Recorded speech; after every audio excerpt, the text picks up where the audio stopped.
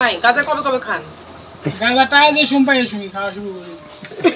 এখন গতকালকে খাইছেন, আজকে খাইছেন? না, গত রাত্রে খাইছি, এবার খাই নাই। কত রাত্রে খাইছেন? বাসায় কি একটু আছে আর নাই? না, আমার কাছে বাসায় এক চিমড়ো আছিল না। এক চিহ্ন ছিল না। শরীয়তপুরের নড়িয়ায় মাদকাসক্ত সন্তানের অত্যাচারে অতিষ্ঠ হয়ে পুলিশে দিলেন এক মা।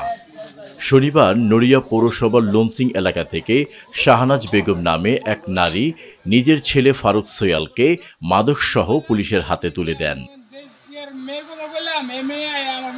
ফারুক সোয়াল নড়িয়া পৌরসভার ৭ নং লঞ্চি গ্রামের শওকত সোয়ালের ছেলে। পুলিশ ও স্থানীয় সূত্রে জানা যায়, প্রতিনিয়ত ফারুক সোয়াল নেশা করতে মা বাবার কাছ থেকে টাকা চায় প্রতিনিয়ত। টাকা দিতে অস্বীকার করলে মা বাবা ও বোনকে অকথ্য ভাষায় গালিগালাজ এবং এক পর্যায়ে মাদকাসক্ত ফারুক সোয়াল তার মা বাবা ও বোনকে মারধর করেন। আমার ছেলে আমার মারধর করে, আর বোনেরে মারে, আর আব্বারে পড়াই মারিয়া ফাড়াই হেলায় খান্দিয়া কামুদ দিয়া কাটতে হেলায়। এই যে টাকা পয়সা চাই মারধর করে, এই খাওয়া লাওয়ার লেগে এই যে ইয়া করে, কিছু কওয়া যায় না, মুখ দিয়ে কিছু কইলেই হয় যে মারে।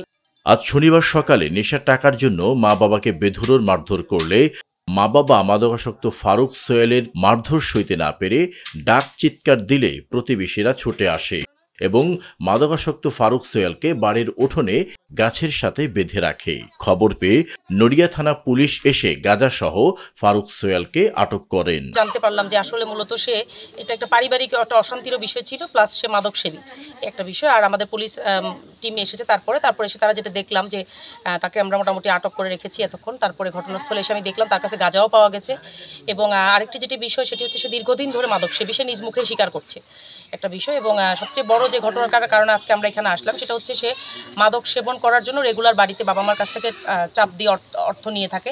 সে যদিও একটা কাজ করে ঢাকায়, কিন্তু ঢাকায় কাজে করতে গিয়ে টাকা পয়সা সেখানেও সে খুইয়ে আসে এবং এখানে আসলেও সে টাকা পয়সার জন্য বাড়িতে চাপ দেয়, না পেলে বাবা মাকে মারধর করে। বাবা মার একটা মাত্রই ছেলে, সে বাবা মা নেহাত বাধ্য হয়ে তারা বলছেন যে তাকে ছেলেকে আপনার শুধরানোর জন্য প্রয়োজনে জেলেও দেন, এরকম কান্নাকাটি করছে তার বাড়ির লোক।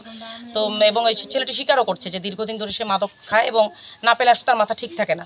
বাবা মাকে প্রচুর মারাত্মকভাবে জখম করেছে, মার গলায় ছুরি ধরেছে, এরকম কিছু ঘটনা আমরা দেখলাম মাত্র।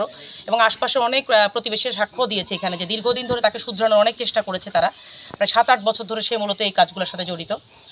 তার কাছে টাকা দিলেও রাখতে পারে না সে, এবং সে নিজ মুখেই বলছে যে গাঁজা সেবন বা এই ধরনের কাজে তার কোনো মনে, এখন যে আমরা পুলিশ বা আমরা যে আইন শৃঙ্খলা বাহিনী একটা টিম আসলাম, এখানেও তার মধ্যে কোনো গ্লানি বা অপরাধ বোধ নেই।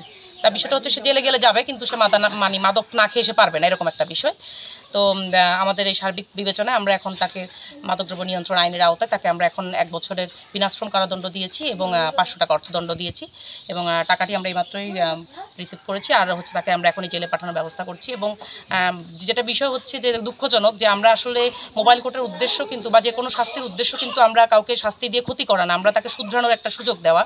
কিন্তু এই মুহূর্তে যাকে দেখলাম যে তাকে শাস্তি দেওয়ার পরে সে হাসতেছে এবং সে বলতেছে আরও 10 বছর দিয়ে দেন, আমার দুঃখ নেই। তো এটা আসলে আমাদের জন্য খুবই কষ্টকর।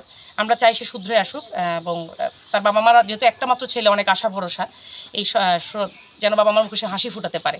তো এলাকার লোকজনও চাচ্ছে সে যেন দ্রুতই সুস্থ হয়ে আসে। আমরা চেষ্টা করব, যারা পুলিশ বাহিনী যারা আছেন তাদের কাছে নিয়ে যাচ্ছেন, তারা চেষ্টা করবেন শুধুমাত্র শাস্তির জন্য তাকে আমরা আটক রাখছেন, সেজন্য কিছুটা মানুষ হয়ে ভালো হয়ে আসতে পারে আমাদের।